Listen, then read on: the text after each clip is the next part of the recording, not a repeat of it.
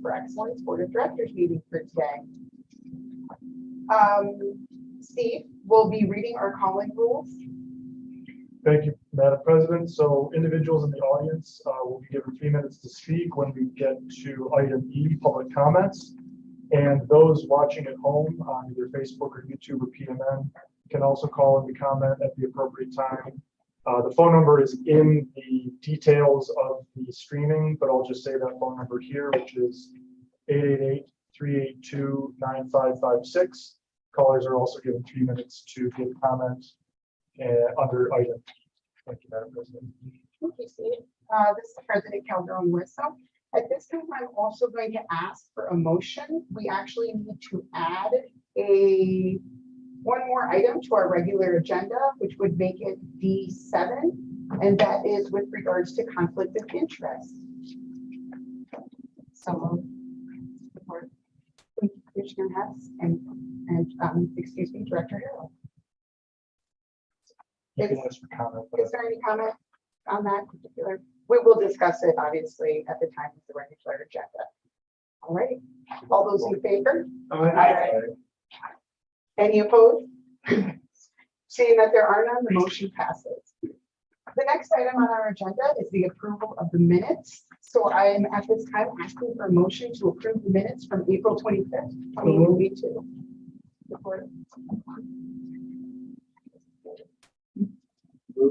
Supported. All right, we have a move and a supported. At this time, is there any discussion around or questions around those minutes? All those in favor? Aye. Aye. Any opposed? Seeing that there are none, motion approves. Moving on to section C, reports and communication. I will be handing it over to Steve.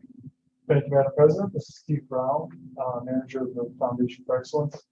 I can go ahead and speak just briefly to the Finance Committee report, and then, of course, other committee members can add as they see fit. CFO Vicente isn't attending today, but there were 4 items at the Finance Committee's last meeting, and there was some action taken. So on August 29th, the Finance Committee moved to approve the 2021 independent audit and state they committed it, received it, and then approved the 990 to be signed and submitted. Number 2 was they created an audit subcommittee of 3 to 5 members, and that's in their bylaw power is that the Finance Committee can create an audit subcommittee. And the reason for that is to just bring in some board member eyes, ears, intelligence to that process. So what we'll want to do today as well is nominations for that or volunteers for that committee. And we can actually do that under this item here. I can take note of that.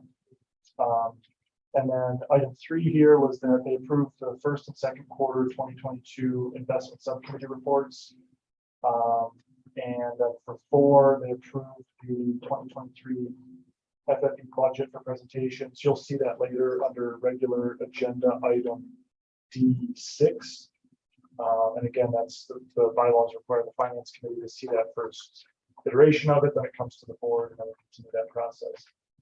So that was the business that the Finance Committee saw on August 29th. And I suppose now what we could do is if there's any Finance Committee member comments, otherwise we could move to looking for populating the audit subcommittee. And ultimately what you'll do is appoint those members. So we'll have volunteers and or nominations and or volunteers for those interested. It says 3 to 5 members, the odd numbers so that you have a tiebreaker, of course, and that was those people who are working with myself and CFO Vicente on that audit this year. Just as a quick sketch, we expect maybe 5-6 hours of work in that first quarter of the year, working meeting with the audit firm and with staff, maybe another meeting or 2.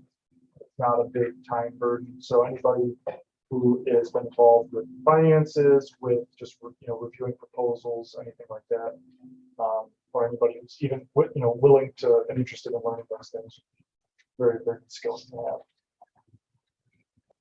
Is there any discussion from the finance committee or anybody that would like to volunteer or shows interest? Volunteer. This is the Treasurer Carol. Thank you, Treasurer Carol. Mhm.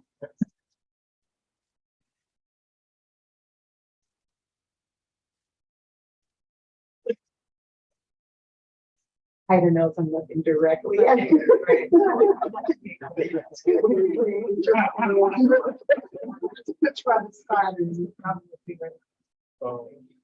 So, Madam President, this is will rarely meet, or is it going to have routine? We barely meet. So if that helps anybody. Once or twice a year, Yeah. in the winter, Rarely meet. in the winter months. I'll be voluntold. Thank you. So my question is, you're gonna be asking for another committee to be working on things later on, correct? Correct. So I'm just trying to figure out. You spoke into I it. know. I'm suspecting that the Director Bostrom may be interested in another committee and All right. is seeking to not be voluntold. Yeah. There's more the opportunity. I've read that correctly. So I'm up for anything. I got all too much time on my hands. Thank you. One thing that I did want to, this is President Calderon with, so one thing I wanted to just clarify is that it's beginning and ending in April. So with this, Mhm. these volunteers be serving through April, and then we would revisit that again. Good, very good point. Yeah, so all officer and committee appointments are annual. They come up in April, so somebody can stay or they can choose to cycle off, but really at any point, it's only a one-year commitment. So this is a great trial base.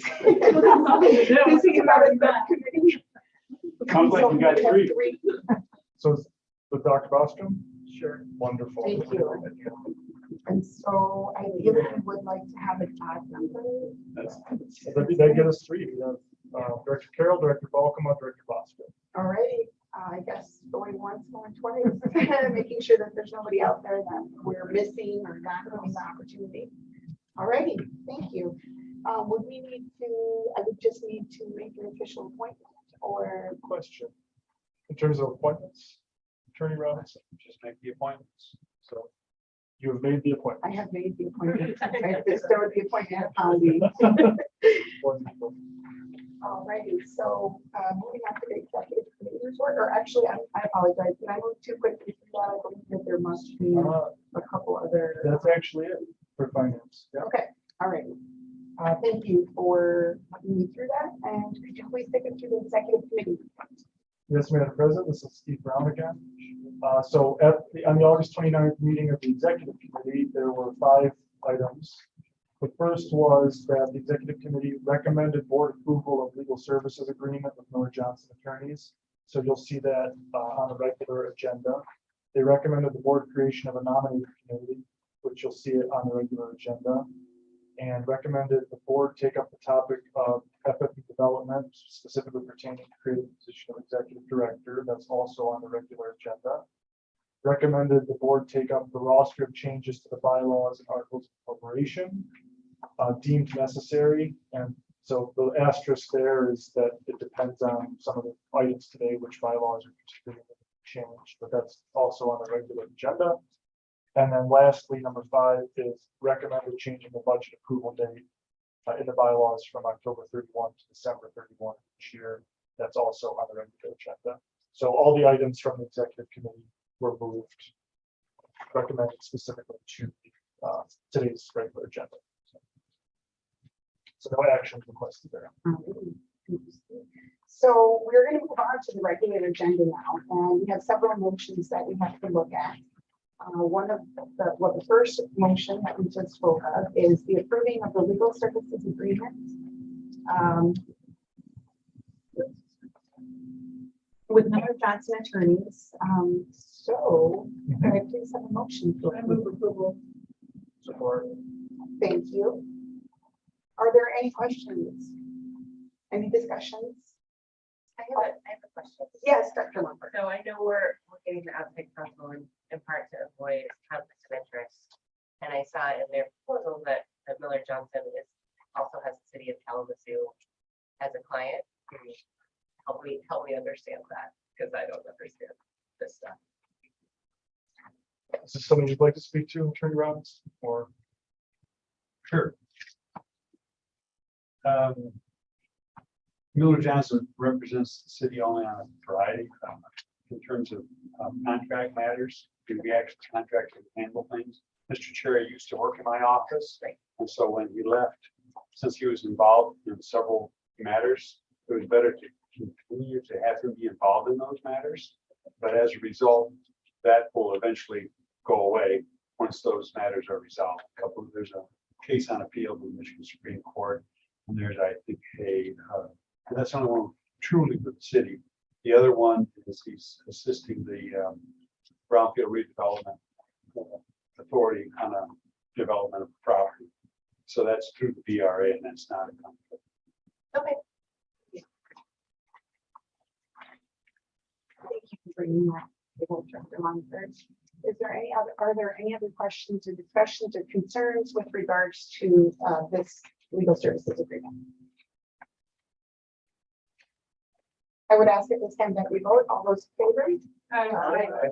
Any opposed? Seeing that there are none, that motion stands. Our agenda item B2, we discussed the creation of a nominating committee. That was recommended for us to discuss today. Is there any discussions or questions specifically around that motion for the creation of that nominating committee? So in the past, members have been brought forth the World Community Foundation. So this is for a suggestion, just remembering the conversation that we're no longer using that process. We're going to take it upon ourselves now to make sure that we're bringing in those individuals. Will we have access to maybe the process they used? Seemed to be a fairly successful process. They got good candidates. They got a number of things. If that's helpful, I would just suggest maybe a conversation with them for those who know the process. If not, are we creating our own process? That's just, I guess, it. So I just want to put that discussion on the table. I'm excited about it. Thank you for that, Director Washington. We did discuss more or less, I would say it's more of a hybrid because we do have access to that model. And then there are some components that we're going to be bringing in as a committee. And let me time out for a second. I think we need a motion in a second before we. Yeah. Oh, I apologize. So we're going to back it up because we got a little excited, and I will ask at this time for a motion for the creation of the nominating committee. So moved. Thank you, Director. Support. Thank you. Excuse me, both of us. And so we've had some discussion on that a little bit prematurely. Is there any further discussion or question? Yes. Yeah, so we're going to continue with picking sectors, right? And then this committee would vet that, and then we'd make our recommendation to the city commission. They would approve it, and then we would seat the members. Is that correct? Yes, that is correct. There is still that systems of checks and balances in place. I'm good with that. Thank you. Any further discussions or questions? Yes. Is Director Hess, is the timeline the same as for the audit committee? So April to April? What the timeline is the same? So this committee would work until April and then we would appoint or maybe renew. Thank you for asking for that clarification, Commissioner Hess. All those in favor to vote for the creation of nominating committee? Aye. Any opposed? Seeing that there are none, that motion also passes. The next item on the agenda is D3. Okay, so this one is a little different because we may or may not need a motion on this one. Page 73. And Steve, I'm going to ask for your assistance because we're reviewing this now. Absolutely. President Cronin. So Steve Brown here, manager of the foundation. Again, so we've discussed this in one-on-ones, and the background is probably one of the longer memo items we've ever had in one of our packets. Tried to be very thorough about the history that got us to where we are and the kind of pieces that went into this topic. But really where we go back to is the only reason the FFP exists is to support the city and to help the city fulfill its goals. That's why it was created, that's why it's needed, and that need is, it's not going anywhere. It's really an important mission that FFB fulfills. And so when it was created in 2017, those bylaws captured that startup moment because we were creating a foundation from scratch. They also looked into the future with the potential, for example, to create an audit subcommittee. And then they also listed in the bylaws the option for an executive director. So over the last 5 years, as we built out the policies, as we really developed a history of budgeting and auditing of successful finance and executive committee, you all are really on your feet in a lot of ways. And as it's kind of a 5th anniversary now, and we're pivoting toward the endowment next year, the moment has seemed right in conversation to make that step toward the executive director, offering the board really that unadulterated, guidance, staff time that it needs in its meetings and in its business, and then also to work, of course, hand in hand with the city. So the piece that's brought up here is the proposal for the position itself on page 76 is a potential org chart that you all have seen. And just to revisit that. So as it is currently, the board has no staff. And I myself, as a city employee, work with your best interest in mind, of course, but I'm also employed in the city. So there's a little bit of a split down the middle there of trying to really keep both worlds intact. What this proposal would have is that an FFP director position is created, which reports directly to you, the board. So you would have higher fire capacity over that. There's a small asterisk on that the city commission has the requirement to give consent and advice on that hire. So ultimately, if you create the executive director position, you write a job description, have a candidate, that's sort of the package that would then go to city commission once to be voted on, to just be up, down, approved.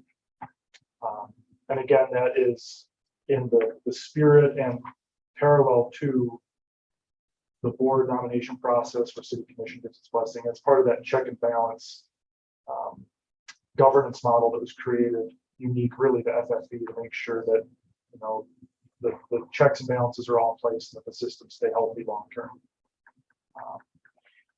So I think broadly speaking, that's the overall proposal.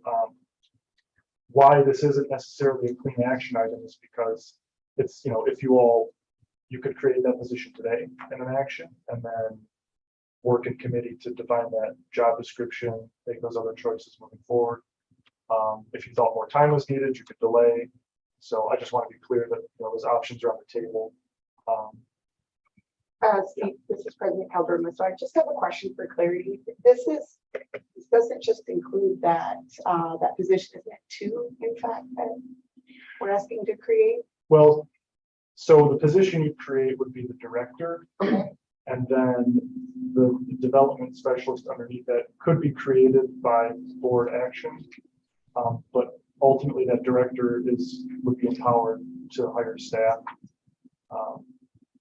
But that would be within the context of the budget process and the board approval process, of course. So Thank you. This is President Calderon. So again, so we would not need to create that at this time then, if we were to do a motion to create this. not necessarily. President, Yes. um, Thank you, Jen. I've read this a couple times and it says specifically the ability of the board to hire an executive director with the advice and consent of the city commission. This is a separate governing board. And I think that I would like to see the executive director hired with this board and take out with the advice and consent of the city commission. Because there's city commissioners on here, and then they really get 2 bites out of the apple. But we want this to be a good governance board and we want to take the politics out of it. And commissions and boards elected by the people are inherently, they have politics in them, right? And so we don't want the flavor of the day executive director. We want a good practitioner who's here. This is $500 million. It's a big deal. And so where it says with the advice and consent of the city commission, I can see why they would have the advice and consent for the directors, but for the executive director, I think that this board should hire, should give the contract, should fire, should have all of that, because this is really outside the wheelhouse of the city proper, streets, infrastructure, public safety. This is really a unique animal, and I would like to see this board have the right governance over their elected executive director. Thank you, Director Buckland. Actually, I think that's a really great point to make. Excuse me, President Calderon Wesso, because we've already made so many strides to make this an independent situation with the subcommittees that were and the new processes that we're looking to put into place. Also, one of the things that was brought up by Commissioner Hess is, you know, how often we're kind of rotating these subcommittees, which is a lot more often than, you know, elected officials are rotated. So I think for that purpose too, it might be good to have, you know, fresh set of eyes. And again, I think it is important if we are making that break. I would have to ask, how does that play into the current MOU, if you will, between the city and the foundation? That it doesn't affect it at all. And then if that's the case, because I don't believe it is, right? And then if that's the case, because we have people that are sitting here that would be in both places, we have to qualify that as to those positions as they sit here, because they get the position to sit here. So then we have to say, so not the city commission, but we have to qualify them so they don't have to abstain. You know, sorry. I'd ask to turn it out. Yeah. Well, the bylaws require the commission to give us advice and consent. So you'd have to amend the bylaws to eliminate that, and bylaws have to be also, any amendments have to also be approved by the city commission. That's the way the process was constructed right from the beginning. And so it was, the intent was for city FFE to work hand in glove, if you will, moving forward. So at this point, while I appreciate the suggestion, the bylaws, maybe even looked at this Incorporation, require the advice and consent of the city, but it's a straight up and down vote. The city commission is acting more or less like the U.S. Senate in that regard. And now, again, to change it, need vote the approval of the majority of this board and majority of the city commission. So, and one other in regard to conflict, there would be no conflict, because you're certain that those commissioners who serve on both boards have that opportunity to vote on those questions separately, first as a FFE member and then wearing their city commissioner hat. So there is no conflict of interest in that regard. Yeah, thank you. I'll be hopeful here. So one, it would be important, I think, that we see the language. I appreciate Clyde and your advice, but if there's language in the bylaws, because that's the official document, I appreciate that you're not reading from them. So that means you could miss something. But my question to you in regards to the bylaws, does it say staff with the consent, or does it say? It's only addresses the director. It only, so the advice and consent of the city commission has to come in regards to all of us sitting here, correct? Well, when I say the executive director, whatever you mentioned. Okay, so it does say executive director. Yeah. Okay, well, then that's it. This is President Calderon. So I have great news, because we have a motion on the agenda to propose updates to the FFE articles of incorporation and bylaws. And I don't know if that's something that we may want to add to the agenda, or where we would put that in to look at it at a later time, because I don't know how we would be able to move forward with this particular proposal without that, which we wouldn't, is my understanding. No. Well, as it sits now, the proposal can be approved as per the request that's before us. And so the commission would still have consent and whatever the other term is. But not as the way that. And I would not, I don't vote on any of this, I would not be an advocate for us at the dais or at the table here, all of a sudden adding a new bylaw amendment in. No, Today. And maybe future, but not today. That's pretty. thank you. Go ahead, sir. Chair, if I could also clarify that the issue is advice on the individual who is to be the executive director, not the creation of the position, because you've already got that power in the bylaws. Right. Okay. Right, and so it would create a format where do we want the individual to have a contract? Do we want them to have the salary structure? How do we want the reporting structure? And so I agree. I mean, So we could move on those items. This is President Kalamazoo. We could move on those proposed items today and then seek to have, if there needs to be any proposals to, proposed updates at a later time. So we would be proposing today to move forward as it stands so that so we would still need to bring it before the city commission as we accepted it today.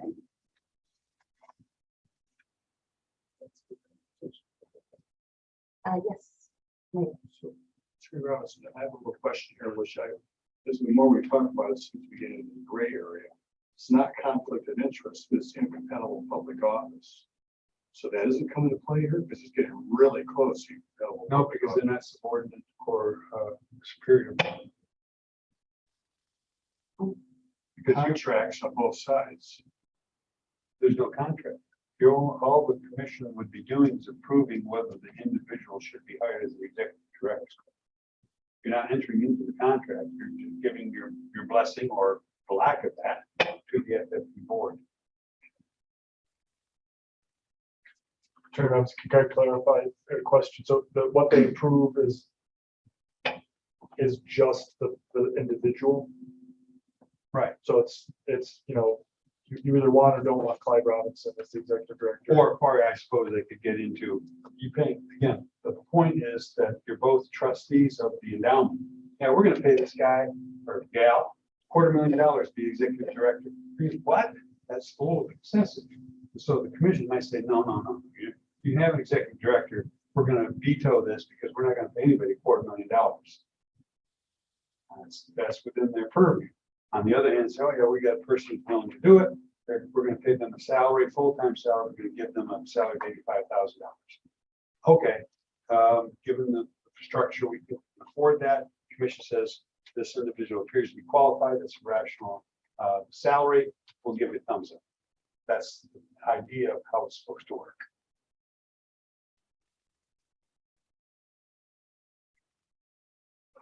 I think this board could do the exact same thing with a bylaw and I thought that the proposed updates to the articles of incorporation and bylaws were on this agenda too, but obviously it could be taken up at a later date as well. When you're looking at a contractor, who you're hiring or a job description, right? And then goals against that job description and if the executive committee is going to evaluate that person.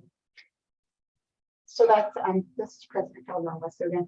So that's something that we could, we would just be amending the process, but we could create an action today. I'm sorry, we could do a motion today to create that position as an action. Okay, and just change the way we do it. So this is Andrew Foster. The question I have is, in terms of creating a job description and salary guidance and those kinds of things, can we go ahead and do that alone without getting advice from consent, or do we have to run that over to the commission? That's within your purview. You have to run that by the commission. All the It's just commission the does person. is look at, right, the proposal in terms of the individual, scope of their duties, the salary, and that's what they're going to look at as an up or down vote. The actual groundwork, if you will, that's within the purview of this body.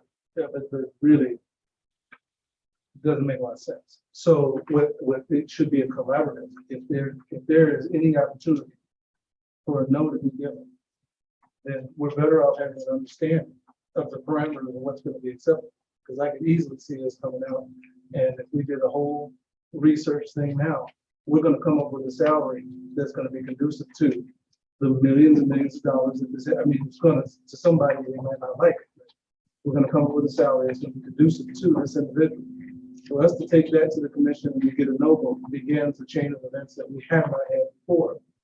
And so how do we avoid that? Go ahead. for one more.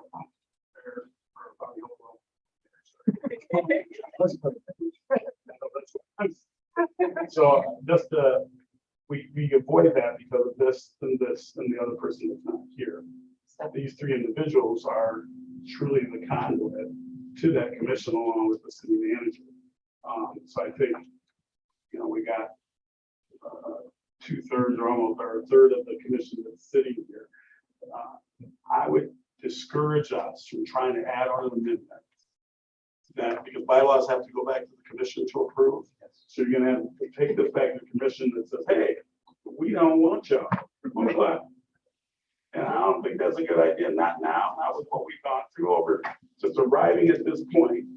Let's move on, get the work done. We work with our folks that represent the commission and the body, and then we see where we land. I wouldn't mess tweaking with this thing. I mean, I understand what you're saying, Director Baltimore, but I just think, I don't think this is the time to want to.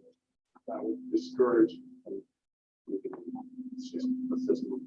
Thank you. Director Harrison, I apologize. I did not hear you. No, I just wanted to ask a clarifying question to make sure I understood the conversation. All right. But the idea is that a clarity. So if the city commission is represented on the board and we have the power to create contracts and the actual position, are those individuals allowed to be on a nominating or the development committee of, those different processes? Yes.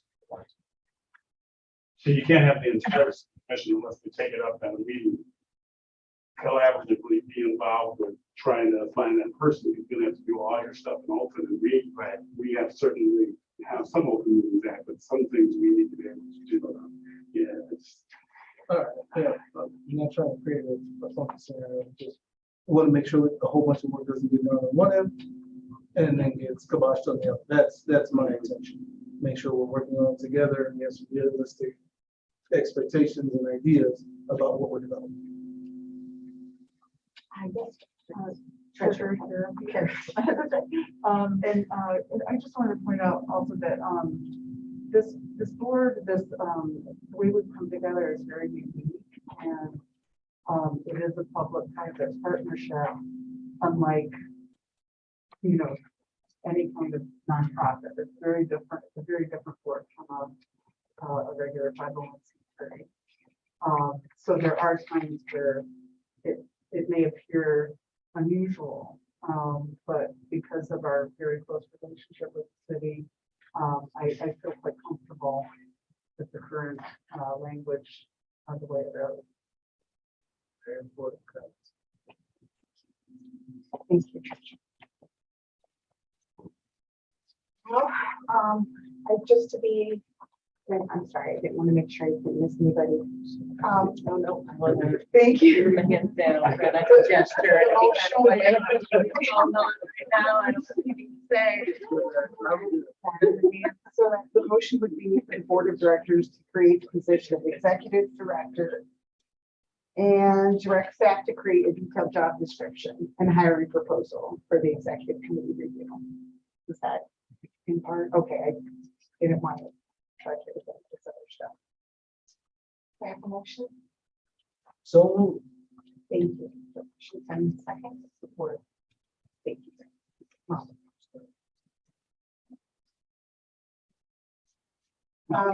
Yes. Just, I'm gonna just throw this out here and since Thank no you. one's general. This is a good discussion. Thank you. Finally. So in creating this wonderful entity that we have that supports our city, and knowing that we have to guide it, but also my belief is 85% of the work is really the city saying what they need, and then we respond to that need. I'm going to be very, very cautious of adding staff after staff after staff. I get needing a person. I need to get some understanding of the scope of work as to why we might need more people than a person or me. our work is, we gotta manage the finances, whatever, but our work isn't marketing, our work isn't going on as much raising funds. So it's truly that, just that scope.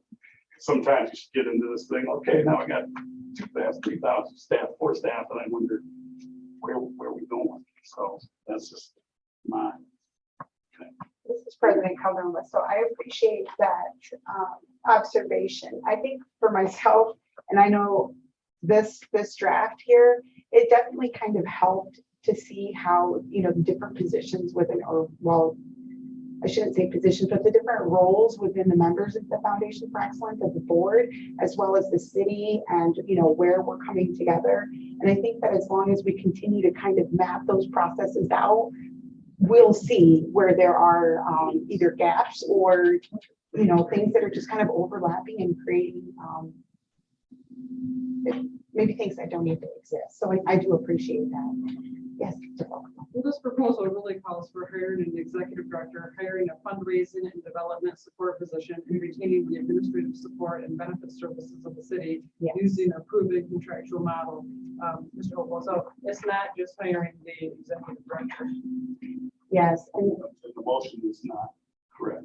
well, and that was, this is President Calderon, so that was one of the things that I attempted to make clear and when I asked about whether this was actually just for the executive director or if it included that additional staff member there that was listed. So if we maybe need to adjust the motion or if this is something that we need to table because there's further discussion, this would be the time to stop that. Are we too far into the May I make motion? a comment briefly? Yes, of course. Thank you. Director Baldwin, so there is, I agree that those two. So the motion is more constricted than the proposal that you mentioned there. The proposal is essentially defining like a maximum possibility. So that development position is in there, but doesn't need to be in the motion. And it isn't actually in the board motion today. That position isn't called out in the bylaws. It would be up to an executive director to then sketch out that need, sketch out that budget requirement, bring it back to the board to say there's a need for this position. But the proposal shows essentially what, it shows a proposal of what would get a certain amount of work done. So that the proposal could have been just the director, but that would then ask the question of, well, who's going to be helping with development? Who's going to be helping with these other pieces? So doesn't a motion have to come from the executive committee doing it on the next agenda really? Because it's really the executive committee bringing it forward, right? So I don't know what we're really even voting on because really the executive committee would have the power to do that right now, right?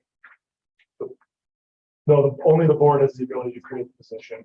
Oh, so the board has to create the position, then the executive committee has to meet and do all their work. Create Yeah, the position, It's part right? of the convolution. So the executive committee Okay. sees the topic first because they have to discuss potential strategic and governance pieces. Then they recommend it to the board for action or discussion, kind of like a first and second reading. Yeah.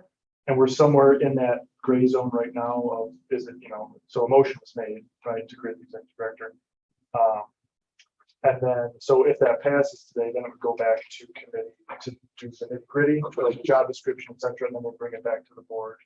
For final approval, and then it would go to the city. Yes. So there's more pieces than in a typical nonprofit. There's quite a bit of back and forth between committees. And Director Brinson has some. Oh, I got it. Are you sure? It was addressed, yeah. Okay. Well, you're in the corner, so. I know. I don't know that you have a motion. There you go. We do, but Can you restate the motion? yes, of course, I'd be more than happy to do that. So the motion is that the Board of Directors create the position of Executive Director and direct staff to create a detailed job description and hiring proposal for Executive Committee review. And direct staff. It's not included. Correct. That's not the motion. And yeah, I believe that, wait a minute. It's in the It written is, motion. and well, Direct staff, that's hired. Yeah, two Yeah. direct. oh my gosh, okay, I'm sorry. So because that wasn't, and I'm not picking on you, because that wasn't capitalized, I literally thought that direct staff as in the verb to direct the staff, but we are actually saying direct staff. Oh, Except- no, You know, it is a verb. and to direct staff. Yeah, Right. so that is, yeah, it is included direct staff into that, which is okay. That's what we want. Yeah. Okay, yeah, so yeah. So yeah, I still stand by that, that's correct. Motion was made by, Yes, and second. made by whom?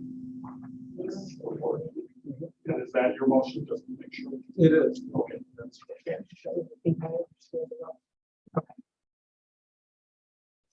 Question, would direct staff, would staff be staff in at the office or in human race? Human, no. Or human resources in the city? Okay. All right, thank you. That's needed. Okay. Anything else? All right, all those in favor? I, Any opposed? Motion is passed. So we have moved down to the B4 item on the agenda for proposed updates to the Foundation for Excellence Articles of Incorporation and bylaws. In this section, there are a few items that we have to take a look at because of the direction that the board is heading in. With some of the changes that are made, it has become necessary to take a look at some of these bylaws and articles of incorporation, as we've already discussed. With growth, some changes. So, Steve, would you please elaborate on that? Thank you, President Kelvin Wiesel. This is Steve Brown again. So there's a memo on page 79 of the packet. And this has been reviewed by Attorney Robinson. And what I wanted to do here was just lay this out. It's an overwhelming amount of information when you try to look at the bylaws. So what you have under each potential change is the reason for it, where it appears in the bylaws, or articles of incorporation, the recommendation, and then the status. So again, on that memo, there are 4 recommended changes to the bylaws. And I'll just go in order here. So for the grant making committee, that was actually approved for change in 2018, and we've just been holding it so that we don't have to go twice to commission or to the state attorney general's office.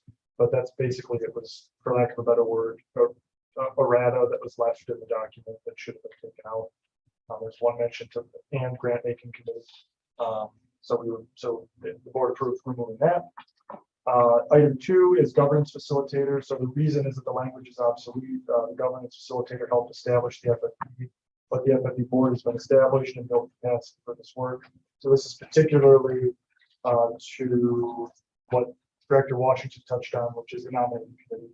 So taking that tried and true system that has gotten all your stakeholder directors nominated and approved, and just bringing that in-house. So staff would work with the nominating committee to just work through that process. And so here you'll see on the B, those words appear 10 times, and they would just need to be replaced with, as you'll see under C, in all instances, replace the word governance facilitator with the board or appointed committee. So that just keeps it very straightforward that those powers are once again yours or become yours or appointed committee. For 3, remove Kalamazoo Community Foundation. So again, that they were the named governance facilitators, and that contract is not going to be renewed. So again, that language is obsolete.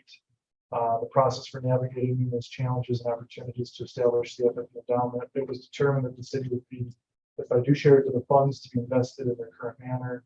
The current language needs to be changed to avoid confusing decision makers and the public.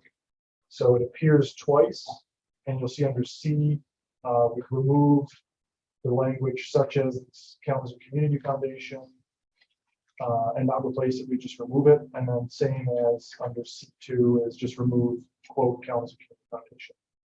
Again, the status is pending approval today, and then City Commission and State of Michigan. Item 4 was actually pulled by Executive Committee to be its own item because it has budget implications. So 4 is on pause as an item. But if it's okay, I'll just read it here because we're in it. So The city has found inefficiencies in creating separate workflows for the FFE draft budget to be done by October 31st.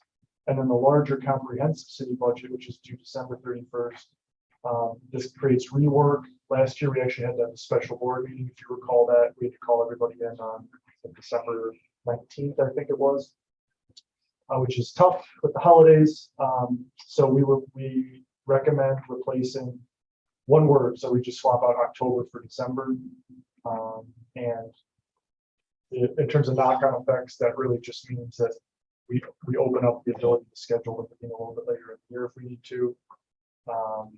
And that takes a little bit of pressure off the city. And then, so again, the status is the same as the others. But to be clear, this item would now just be, would now exclude 4 because 4 is its own motion next. So, yep, it's, it'd be item, yeah, D5. So then continuing on, Articles of Incorporation, I won't read through these because they're word for word identical. So item 1, remove governance facilitator. Item 2, remove Kalamazoo Foundation. They're just in a different part of the articles document, but it's the exact same text. So what you would be voting on today is, because all of these have remained relevant. So it would be item, you'd be looking at bylaw 1, 2, 3, not 4, and then you'd be looking at articles 1 and 2. So in terms of phrasing the motion. So I, yes. There's different amount of support that's required when you're voting on articles of incorporation for bylaw items. You know, it's 3/4 unanimous and some of that stuff. So I guess we did this all in one month, but It's not, should be taken up separately. Okay. There should be 2 motions made then. Because it should be roll call vote. Make sure you get 3/4. So a first bylaw motion. Okay, so motion to update the Foundation for Excellence bylaws, specifically 1 through 3. So, thank you. Support. Pass. Thank you. Any discussion? All those in favor, please. roll call. Oh, I'm sorry. Sir? President Calderon Huezo. Vice President Ritzma. Yes. Treasurer Carroll. Aye. Director Anderson. Yes. Director Balkan. Yes. Director Bostrom. Yes. Director Harrison. Yes. Director Hess. Yes. Director Longberg. Yes. Director Salas. Yes. Director Washington. Yes. Emeritus Director Hopa. You don't have a vote, that's right.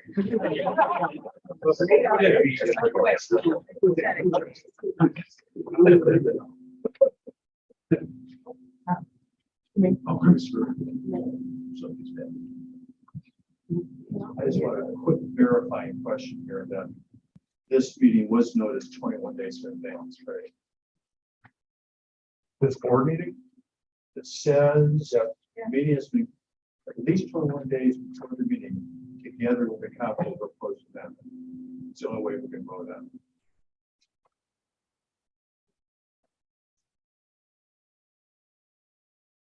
No, So we can't do it. that actually, there's no. Together with a copy of the proposed amendment. No. Good call, Mayor. Thank Thank you. Here. So Take back my vote. we would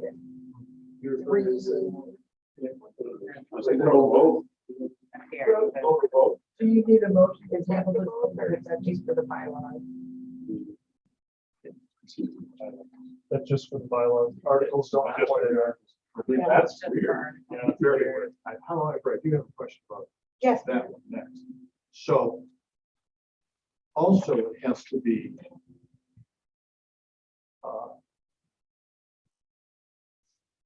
concurrence of Michigan Attorney General's Charitable Trust Division. When does that happen in the process?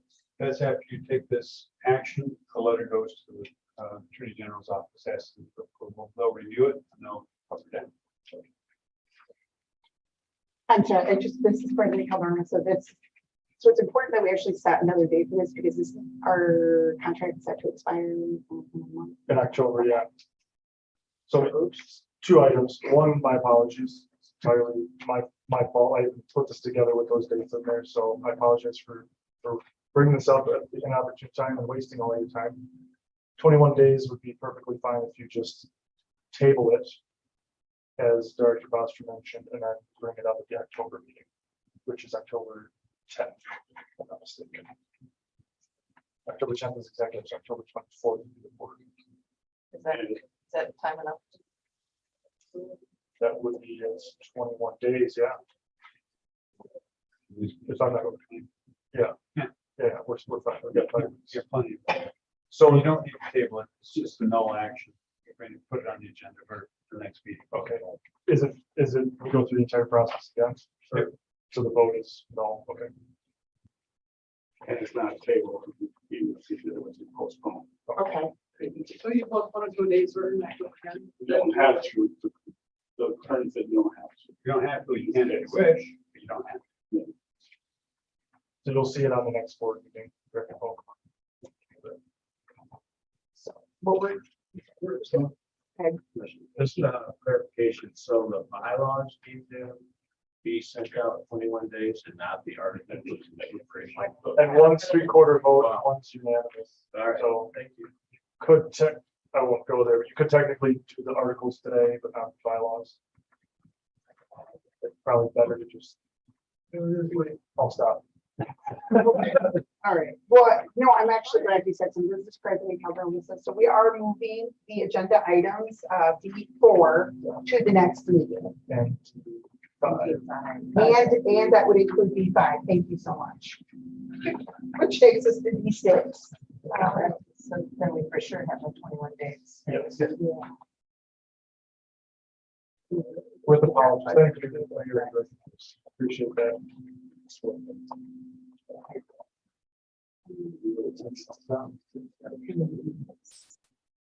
Yep.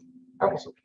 Moving on into the agenda item B6, the draft budget review for 2023. Steve? Thank you, Madam President. This is Steve Brown again. So you'll see on page 82 is the report for the memo item.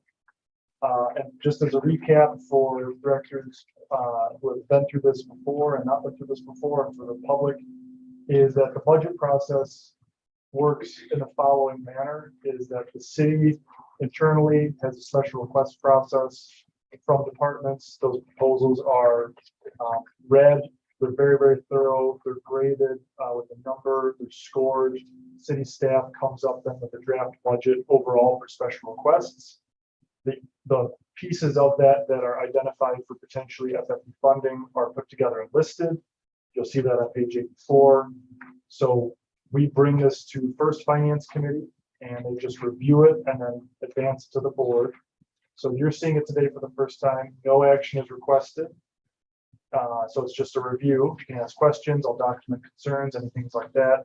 Then it goes to City Commission for the same process. So review, questions and answer, but no action requested. It then comes back to you all in currently October for recommendation to the City Commission for inclusion in their budget in January. So in October, you'll see this item back with any adjustments that were needed in that meantime. And then it would be incorporated into the budget workbook for the city and taken up in January when the City Commission votes on the budget. So it's a 4, you could say 5 kind of step dance that we do every fall. So again, no action requested, just a review. And while I'm on that, what I can do is just a brief intro. Like I say, 84 has a line item presentation of that draft 23 FFE city budget. The next pages, 85 and on, are what we call the transmittal memo. So this is the draft of what gets then conveyed to City Manager Ritzma and senior city staff for inclusion in that budget. And so those same projects are listed in a different, there's a different way of looking at it. It's got a total for all time expenses there. And then the appendix A, which is 87, has details on the tax reduction calculus, the budget stabilization calculus, and aspirational projects. There's very, very brief descriptions for the projects with some historical impact statements there. Just trying to keep that, of course, readable. Or could really write pages about all of our programs, so keep that pretty short and sweet. But again, so review today. I'll just go through the one on 84 because that's the most thorough. Is you'll see the very top, there's the two required payments from the FFB to the city. The first one is city property tax relief, and that's calculated next year to be approximately $13.98 million, or say $13.99 million. And that again, that covers the difference the city would have made between the old tax rate and the new tax rate that was made possible by FFP. So between 19.0275 mils and 12 mils, that's that delta. That's calculated each year based on the assessed value of all the tax bank property in the city, which you'll see here is almost $2 billion, $1.923 billion. The next line there is budget stabilization. It's a rolling 2-year average of the community price index, which is, there's different ways, there's 2 ways to calculate it, and we took the lower cost one at the advice of the CFO. So that's $4.5 million. And then that inflates every year as that market basket of goods also inflates. I'll pause there. It looks like during the Yes, and then I'll be hopeful here. So I guess I always wonder, are we ever gonna have a stable budget? What is the income tax gap that, or excuse me, the property tax gap that's keeping us from being stable? Or is it still a broken financial model? but it's also our activities in regards to the expense side of the budget as well, right? Right. So it's, Yeah, so if you go back to 2016, 2015, we're much more stable than we were back then, you know, in the cut mentality. So that's what we're comparing to. It's how we were before this took place. so do we see some significant trimming up and more staff? We've seen, For capacity sake, yes, for projects and all of that. so when do we get to our peak? And what are we talking, 2024, 25, 27? Peak in staff or, Yeah, when are we?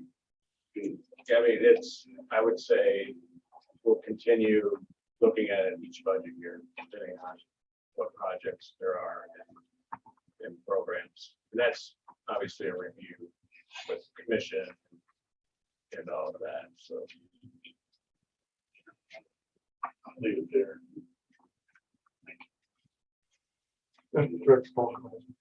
yes, So mid-year, do we get a budget to actual on what our, like for 22? So do we track what we're spending versus what we budgeted? That's actually a very good question. So there's no formal process for checking in with actual to expended.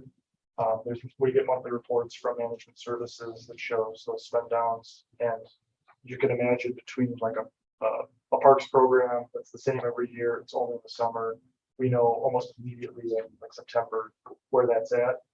Other projects, say roads, for example, that may have to issue multiple RFPs because they can't get the work bid out because there's not enough contractors. That stuff can go until, you know, November, December. And so we ultimately don't know that final position until oftentimes the beginning of February of the following year, just because of the complexity of the cities and the size of the city's finances. Right, so then you kind of go through an allocated funds balance and Yeah. fixed costs, I would imagine, are January through December, but Yeah. all your programming might not. So do we have an allocated fund balance from the last 5 years that we could spend and allocate? Because I can't really tell from this picture what that looks like. Yes, so we can, so that'd be the program grants, if we want to move on to that. Sure. So up until now, we've been working off the past the grant dollars from the Stryker Johnson Foundation. So the total $147 million that we've received have been those dollars to the city.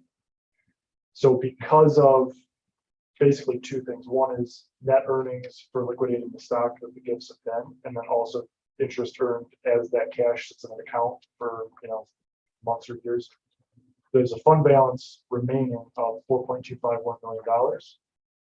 That's what this budget comprises in that column that says fund balance. So you'll see the third from the right says fund balance. So that 3.871, yeah, you see at the bottom, 4.251 million. So that's cash, so to say, cash on hand by the city that we want to get rid, that we, get out the door, basically. That's that remaining unallocated. So atop this, to your first question of dollars net to actual for fiscal year spending. So in this program year, if a project said they needed $10 and they only needed 8, right? There's a net there of 2. We'll have to true that up at the end of the year and integrate it to this. But right now it's not a knowable number, so we can't budget for it. But your fund balance really is all the extra from, since we've been inception, that we have not spent. Yeah. So that's that 4.251. Why do you have your salaries in the fund balance? That seems like that would be a fixed cost that you would now every single year you would spend. It is, but there's a couple things moving here. So the next column, which says endowment, as we discussed in one-on-ones, and then I presented as well to City Commission this summer in June, was the more money you have invested, the longer it's invested, the more money you make, the more you have to help the city with. So what we want to do is minimize the endowment draw as much as possible, and especially this next year is when the city also has ARPA money to consider, so American Rescue Act dollars to consider. So what we're doing here is just trying to split that usage of the funds between the two sources. One is the fund balance, and you can see we zero that out at the bottom here with 4.251, and then the other is endowment, right, which is that's the only other source of revenue for this project. So is So your fund balance held at the city or is it held in the FFD? the fund balance belongs to the city. Yes, River John was given directly to the city. It's held in the city. Okay, so the Foundation for Excellence really doesn't have a separate balance sheet. It's kind of commingled with the city. It has a separate balance sheet, absolutely. Yeah. But so is this 4.251 on the FFD balance sheet? No. No. No. So a simpler way to sounds very complicated, but the simple way to look at it is to date, the FFD has not spent any of its endowment dollars on projects or staff. It's only spent it on investment fees and, well, essentially investment fees. But next year they're going to. Yes. That'll be the very first year. Yeah. And we want that number to be as small as possible without dramatically changing the programming landscape. But since the city is also considering, the ARPA revenue that has a very significant amount of money, let's just say $30 million approximately, that factors in, of course, because there's a limit. There's a certain capacity limit that a city can do work for. And so we're, in a sense, backing into that to keep that down number low. So what you'll see, there's projects on here that have historically been funded by FFB that scored high enough to be funded next year. But again, since we don't want to dig into the endowment and there's ARPA resources, staff are recommending that ARPA pay for those programs and projects. Those aren't reflected here just for clarity's sake, because of course, again, you are just FFB. But those would be shown those can be shown in a different budget workup. Those already exist, and then you'll certainly see that for the city's draft budget. Is that a satisfactory question? There's a lot of. Yeah, I'm just trying to understand it because I'm new, so I'm not trying to be a time suck. Sorry. Oh, not at all. Okay.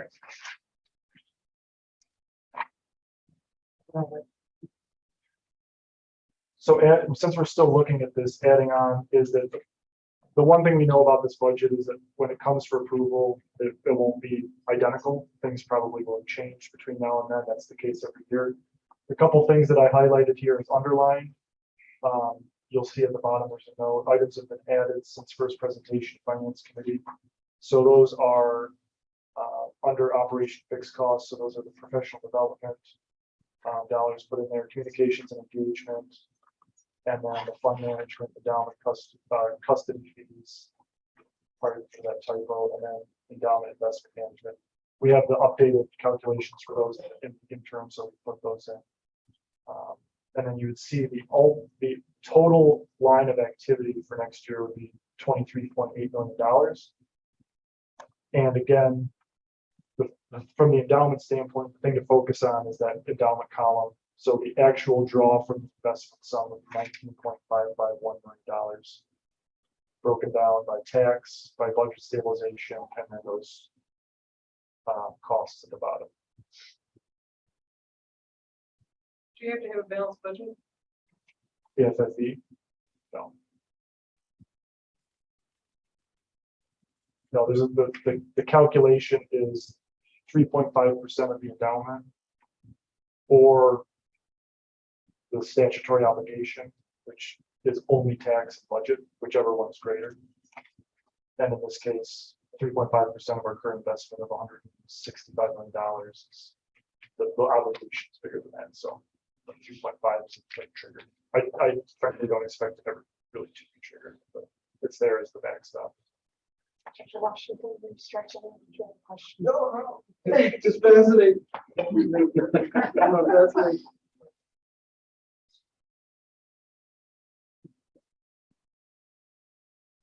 Other questions or comments?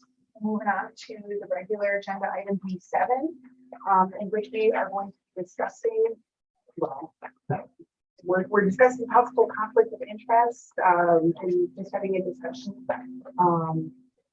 around one of our own here. So, Madam President, I can Please. fill in. So, This was just added, by the way. Thank you again. Yes. This is the item that we added to the budget.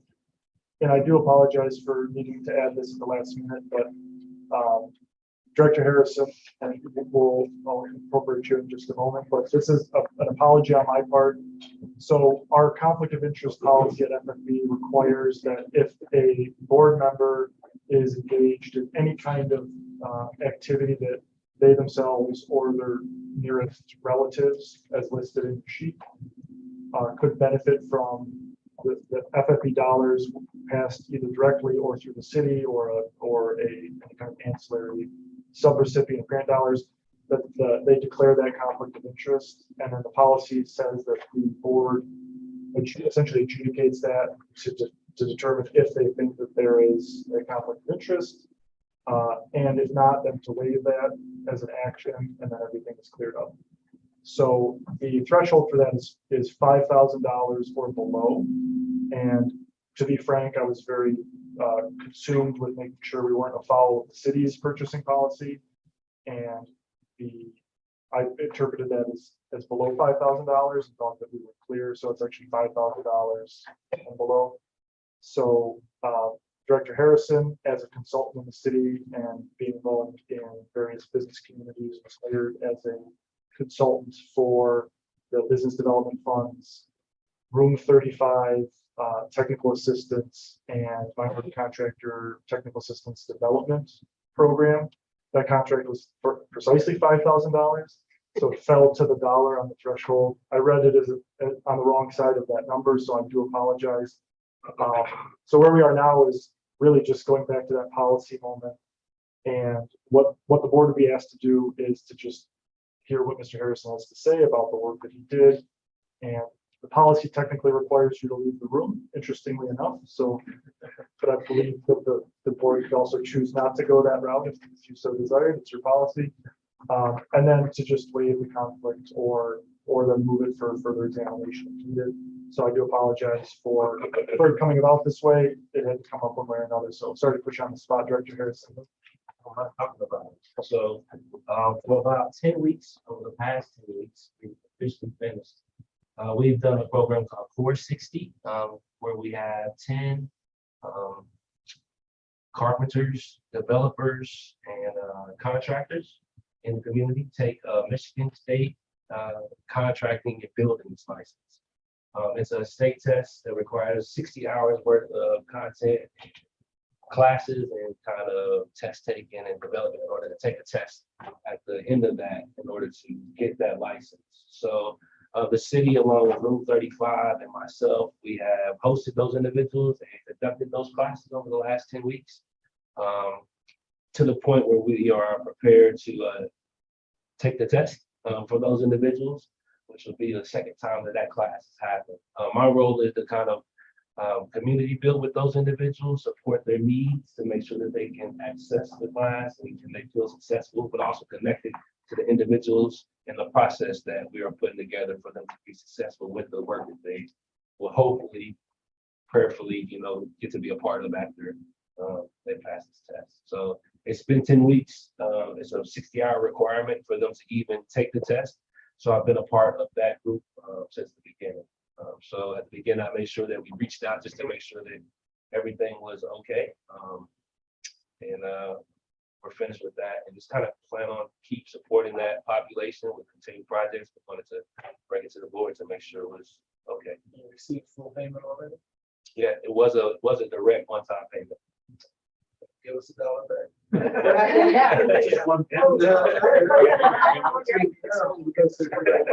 Was there some sort of, I don't know, it says during fiscal year too, is there a possibility that it was overlapping at all? I mean, this is fairly new, so I guess that's not. Just 10 weeks, very, very new. It all It's in happened. this within the point, like, Yeah. And Director Harrison, you completely fulfilled your duty by bringing it up to me, and so again, I do apologize. Thank you for for that. May I ask, so that will continue, because we want this work to continue, so. So the conversation we've had is for the work to continue. I'm not sure about the structure of, how it'll be funded. I haven't been privy to that because we just finished this first set of classes. So the group is focused on trying to pass the test. But I think the city along with Room 35 are beginning to plan discussions about what that looks like. Thank you. So the reason I asked is, would this be like a one-time waiver that would be in continuum? Yeah, it's case by case. And so it's a good moment to just pause and say, if the board member ever has a concern about a conflict of interest, for example, if you're a small business owner and you're interested in availing yourself of the city's unique and very important small business development funds, but you're also an FFA board member, you bring that up, the FFA board would then make a determination about whether or not there's a potential conflict that you're benefiting from an office that you hold.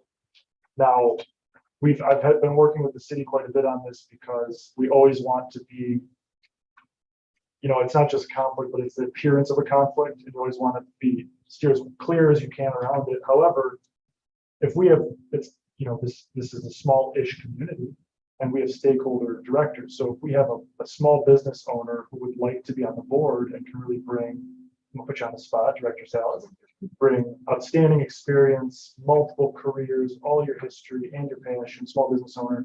And when we say you can't access these funds while you're a board member, even though you didn't have a vote in creating them or handing them out, we're basically choking off our supply of potential board members. So for example, Director Salas, you were appointed in April. The funds we currently spend on business development were approved the previous November, and this board doesn't determine who gets business funds. So there's not even a potential mechanism for a conflict of interest to exist. However, we want to document that and make sure that the board is on the same page. So these are just some moving parts that will come up in the future. So this is in a sense a good case study for it. But yeah, so next year, for example, if you were approached again to do this work as a consultant, you just want to bring it up and you'd say, here's what I'm doing, and I could present, here's a source of funding, here's when it was approved.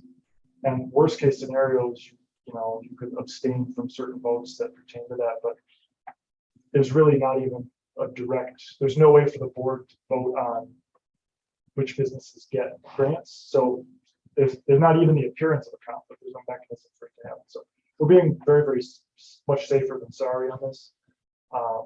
But yeah, moving forward, we just want to be aware of that if you're a board member who is trying to avail yourself of any of the city's FFE funded opportunities that it's just named, the board can look at it, take it up, and move on. Some of them are pretty broad too, so we wouldn't necessarily know, and we don't approve the bills against our budget. And so it'd almost be impossible a year prior to know that. Yeah, Right, if it came back and we were approving the bill, he would have to abstain and recuse himself and state his conflict, but it's kind of hard to know what your conflict is a year out when you don't know if you're gonna participate in a program or not. yeah, exactly. And so if it's case by case, so for example, Mayor Anderson, if I can pick on you for a moment, say say you had a relative that owned a lawn mowing company. I'll put a chocolate Is shop. that? We'd like some chocolate. Do you want to go to a chocolate shop? Okay, say you had a relative who owned a chocolate shop. And that chocolate shop wanted to get a small business development grant from the city that's funded by FFB. You'd bring it up. You'd say, I have a relative who owns a shop. They've applied for this funding. Pass out free chocolates to everybody. Would he necessarily know? Like, I don't know how I would know that. Yeah, yeah. You can't bring up. Once you're aware. Because that could all go on beyond him, and he doesn't approve every bill that the city hands out, so I don't even know if he would know or not know. Right? I'd say within human limitations. And when in doubt, go back and read your policy. It's in your board binder. It's, I think it's the fourth one in there. And the first two pages cover it really well, the purpose of definitions, and the rest of it is actually important to fill out if you thought there was a conflict. So do we need to have, we need to make up. FYI or. I think it'd be good to have board action waiving it. I think it's important to have absolutely as to whether. And that's the term. I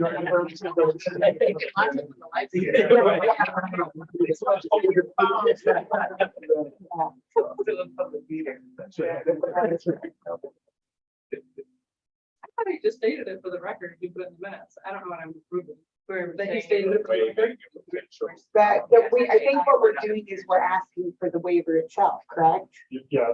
Or if we did it, if we, for some reason, we're not asking for the waiver, then I think that there's, You're looking for a motion to that there is no conflict of interest okay.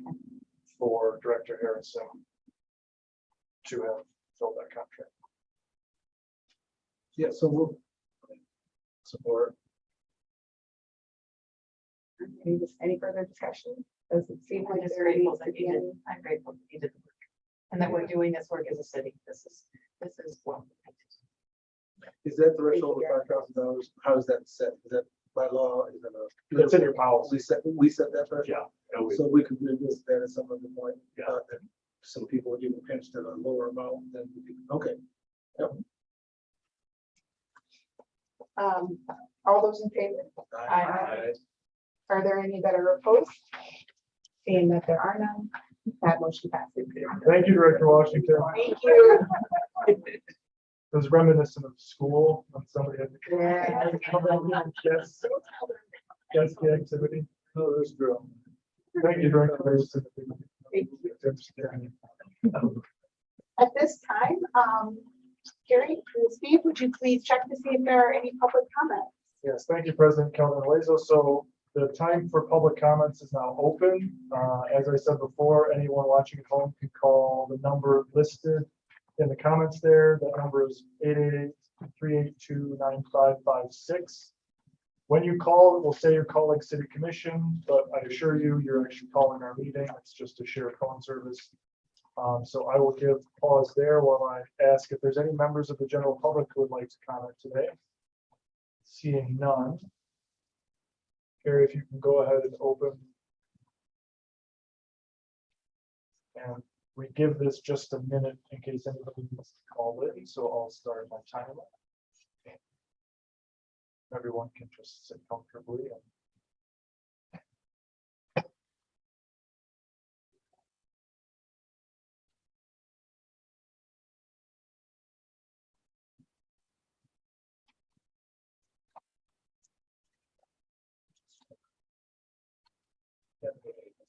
Fantastic. Can't do it remotely. So there's Proctor and also, which is very nerve-wracking. I've done that myself. I would get rid of the churches that would have skills that off the stop with things like that, test or things you might never ever think about as responsible work. Yes. So what do we do with that support right to the so one of the going through the test with them, learn that. You overachieved. Understand the process. So we stayed to a lot of not only like study skill building, right? Because there's a lot of math, a lot of law, and the rest where it's more like learning the process of taking this type of test. Yeah. And then there's a practical side that they start to, just with their own work where they collaborate a lot. So, you might be a painter, but you need to understand, this roofing aspect of, of the work to kind of make sure that they can, continue to grow their businesses. So they've done a lot of co-mingling between, their services to kind of overlap their skill set.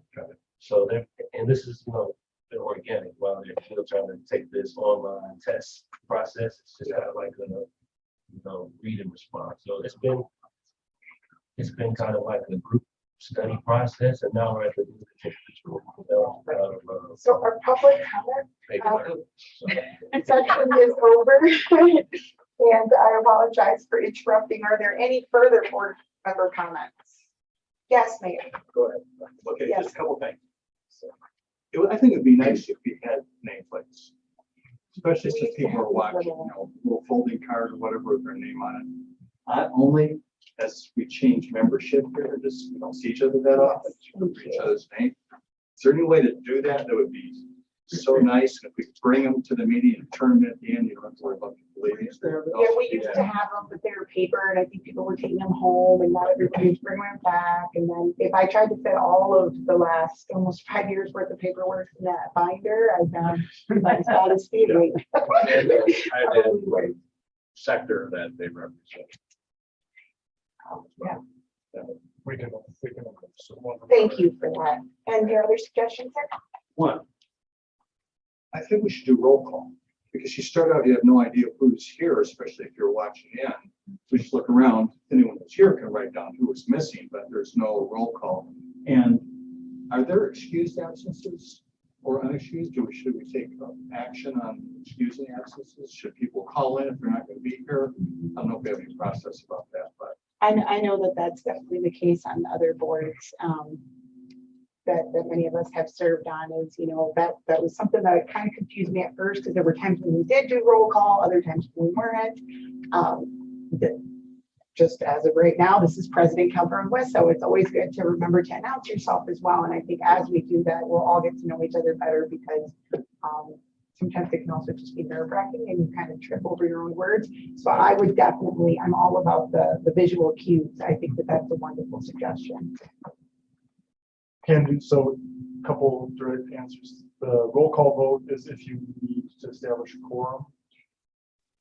Yeah, and I think just what, You meant for excuse me if I'm saying, but yeah, just for attendance and for overall stating who we are. We can do that. We do have newer members, and And then They're are your there first time excused watcher. and unexcused absences? I'm just saying, going back to our policy, I don't know if we have in terms of like, you don't show up to 6 meetings. Is that an issue? Is it different if you're calling in saying, hey, I'm sick, yeah, that's a really good point, because I would think that is kind of an issue, considering 6 is like 4. And look at bylaws, but we have that. The reason why the city commission does it is that there's a charter provision that if you don't get an unexcused absence, you don't get paid. But a lot of boards have that sort of expectation also. Yeah, even unpaid boards, for participation purposes, especially those that, hold such a high level of accountability.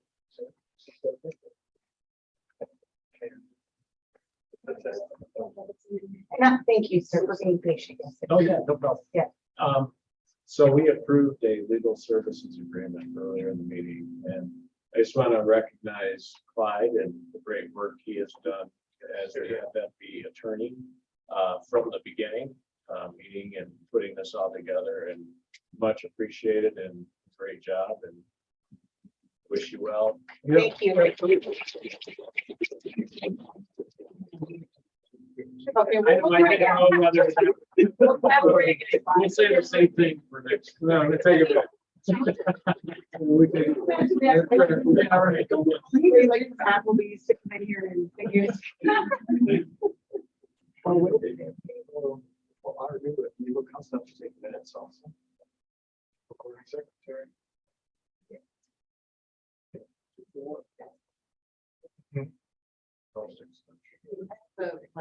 Yes.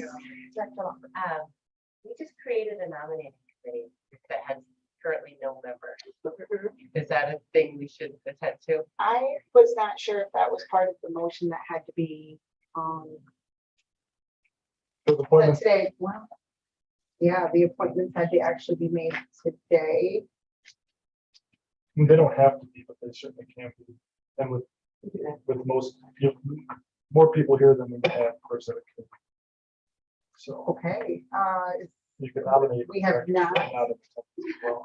okay, okay.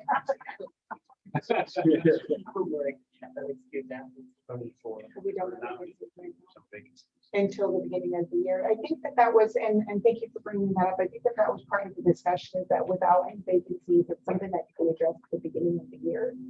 When those Yeah. restart, the ones that are in that interim stage right now. Yeah, the process will begin essentially in the middle of October. But that's all back end staff work, and then we have to convene the calls, which would happen after we receive the applications in January. So the first kind of use of the committees would be January, February. However, what I think what Director Lombardi is saying is that we need to create this now. We need to, we don't just need to pass the motion to create it. We want to have those members established before then. Can we do that in October? Okay, so then we will table that for October. Or not, we will do that in October, now that we have some more background around what the nominating committee looks like and its function. Are there any other board member comments? All right, what's now?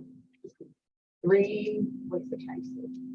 27. Okay, this meeting is adjourned at 3:27 p.m. Thank you so much. Thank you. Have a great rest of your-